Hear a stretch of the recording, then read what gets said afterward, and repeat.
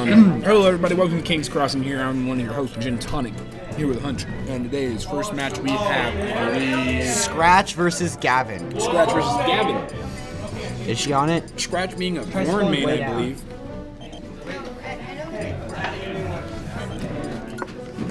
Well, I guess we're going back to the control selection, possibly? I don't know. We may not have everybody here on the...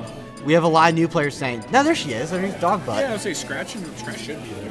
She's been here a couple times. I think twice. She's been here at least twice. Mm-hmm. She's rocking the Lucina, I believe, first round, first match That's against Gavin's Ridley. That's not too bad of a matchup. On stage, Lucina's going to have the advantage, but Ridley has good edge guard capabilities. Very good edge guard. Like, Fire Emblem characters, albeit very solid, have a hard time getting back on stage sometimes, especially if you like to call out the predictable low recoveries. Mm-hmm. Now we got double nice counter to stop the double up smash from Gavin. They're really smart there from Scratch.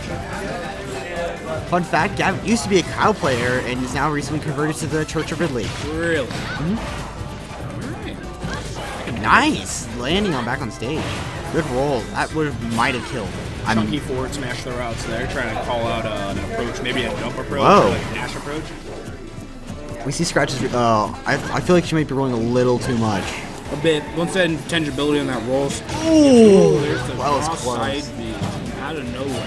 Does the regular Lucina side B match that? Oh, the dancing blade? Yeah. Typically speaking, when you're trying to outrange command grabs, yes and no. It depends on which hit you use. Oh. I'd have to do, there's a gimp right there. That's what I'm most worried about. Power number 69.1. Let's see what the trick is here. You've got the power up number. Let's go, ladies and gentlemen. He's been very good at using the fireball and then like a dash to kind of just keep people away. So that's actually gets decent range on it. Good dash attack. More fireballs. Dash back. Forward smash. Almost called out that dash approach. Really smart. He's doing a good job of keeping her off the stage by using the side B. Her jab might be able to be what she kind of has best to contest with it. I know Lynx does fairly well. Nice counter. That was a very fearless move. Ooh. Off forward smash, he's just throwing him out left and right. I was playing friendlies against him and I parried it for some reason. The forward smash. I had to prove I have the bigger stones. If they swing it, parry it. All of it. Like forward smashes, fireballs, all of it. The dancing blade. Let's see what the mix-up is here. Oh, just lets him get back on stage. Good side B. Ooh. Let's see, up smash, yep. Another up smash, double up smash. One more. He's doing a good job sharking platforms and up smash is what you expect. I think she's probably going for a little bit too much for the vertical, for the really high recovery, and not so much as snapping the ledge. Yeah, she would do a lot better if she just snapped the ledge and just try to get back in the stage position. That was a good attempt at it, though. Mm-hmm. The fireballs barely caught her. Good jump over the stage. Call it. Wow. Nice. That was max range F smash. Can't call it a tipper, ladies and gentlemen. It's not marked. Oh, good down air. Scratch Patrol, she's putting in a lot of practice this last time she was here. Oh, yeah. Possibly underusing the aerials to approach with Ridley being such a big body character. Ooh, her counters have been very on point. I don't know if she's missed one yet. No, she hasn't actually. Every single counter she's thrown out is actually connected, if I believe correctly. All except for one on a fireball counter.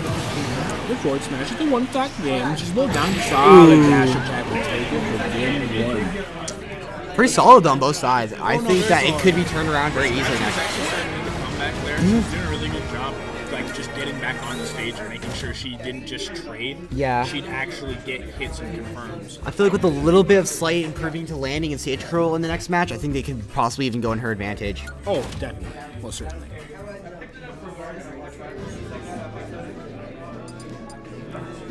But actually, I know her brothers actually were at my house a little while ago practicing. I know they've been doing a lot. Vast improvement from the overall. Alright, I can see that. Mm-hmm. Also, both pretty young player as well. Oh, no, she's like 12. Yeah.